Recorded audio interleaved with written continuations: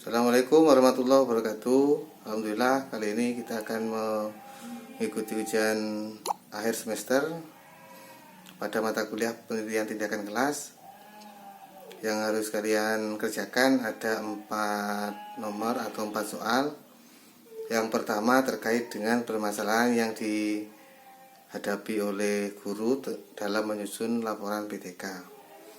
Nah, biasanya PTK ini sebagai persyaratan wajib bagi guru dalam mengurusi kenaikan pangkatnya.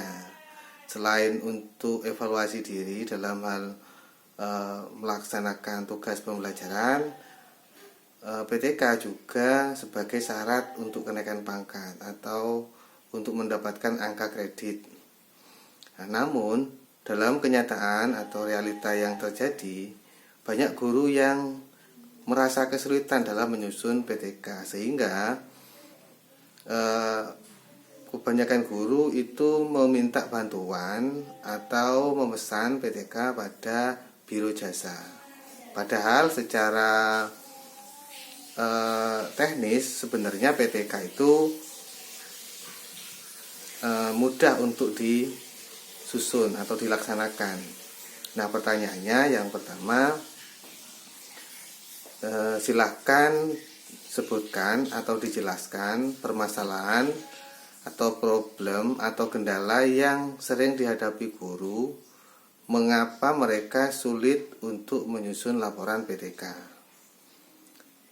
Kemudian setelah dijelaskan beberapa kendala yang dialami guru, silahkan kalian berikan alternatif solusi untuk mengatasi permasalahan atau kendala itu. Nah, ini harus kalian sesuaikan dengan konteks yang sebenarnya.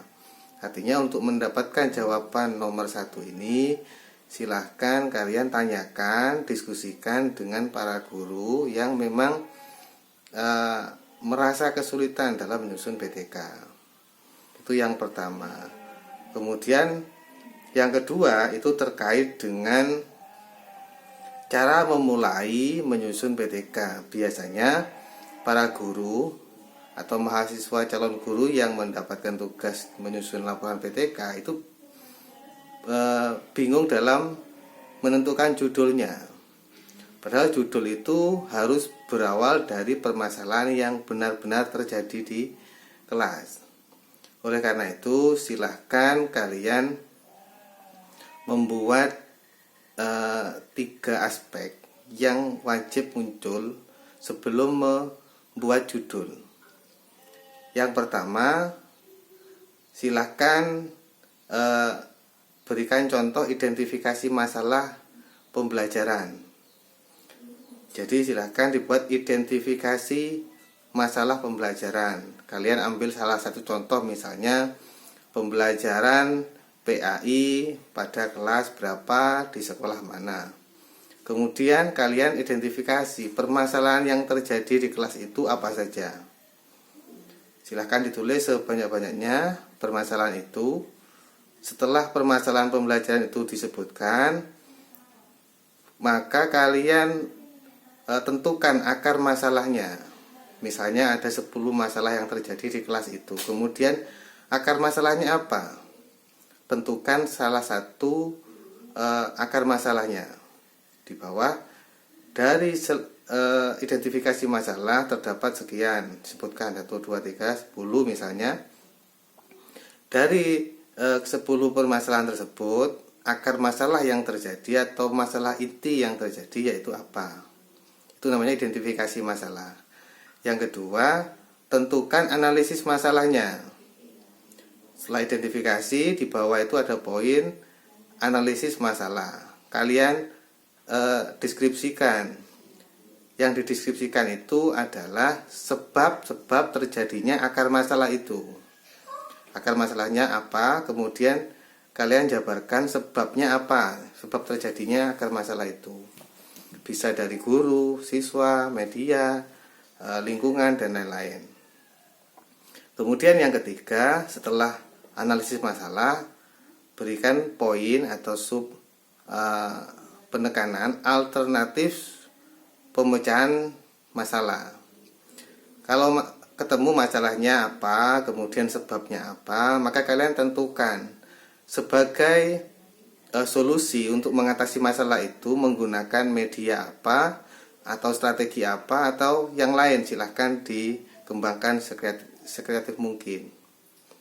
Nah, kemudian di akhir itu atau dari ketiga tahapan tadi baru ketemu judul PTK itu seperti apa, judulnya apa, misalnya peningkatan, kemudian diikuti masalah apa, masalahnya tadi, melalui apa itu alternatif solusinya pada mata pelajaran PAI di kelas ini, sekolah ini, dan seterusnya.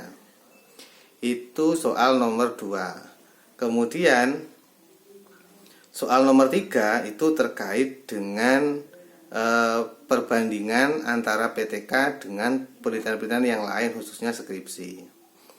Terkadang mahasiswa dalam mengajukan skripsi itu terjebak dengan judul atau laporan PTK. Padahal skripsi dan PTK itu berbeda. Nah, pertanyaannya nomor 3, silahkan kalian jelaskan atau sebutkan perbedaan-perbedaan antara skripsi dan PTK, khususnya terkait dari 2 aspek, yaitu dari aspek metode penelitiannya dan yang kedua dari aspek hasil penelitiannya. Kalian sebutkan perbedaannya.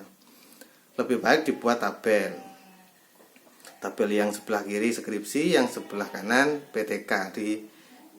Sebutkan perbedaan dari kedua jenis penelitian ini.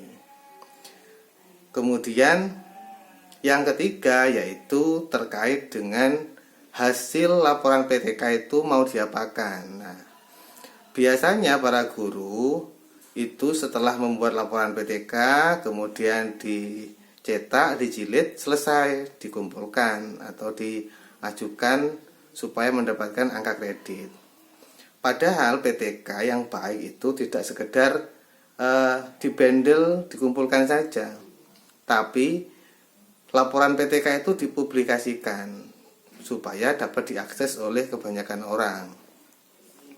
Nah, publikasi PTK itu ada 2 alternatif. Yang pertama, dipublikasikan melalui jurnal atau laporan PTK itu dikonvert atau dikonversi menjadi jurnal. Yang kedua, laporan PTK itu dikonversi menjadi buku. Nah, pertanyaannya, bagaimana cara mengkonversi PTK menjadi jurnal dan menjadi buku? Dan jelaskan bagaimana cara menerbitkan jurnal dan menerbitkan buku hasil konversi dari PTK tadi. Silahkan kalian searching, kemudian alangkah baiknya di setiap jawaban kalian nomor 1, 2, 3, dan 4 itu didasari atau ditambah dengan dukungan referensi atau teori. Tidak perlu banyak, misalnya kalian menjawab pendapat kalian apa, kemudian hal itu sesuai atau didukung dengan teori ini atau pendapatnya para pakar ini, misalnya begitu. Mungkin cukup segitu. Semoga kalian menjadi orang-orang yang sukses dan mendapat nilai yang terbaik. Mohon maaf. Terima kasih. Assalamualaikum warahmatullahi wabarakatuh.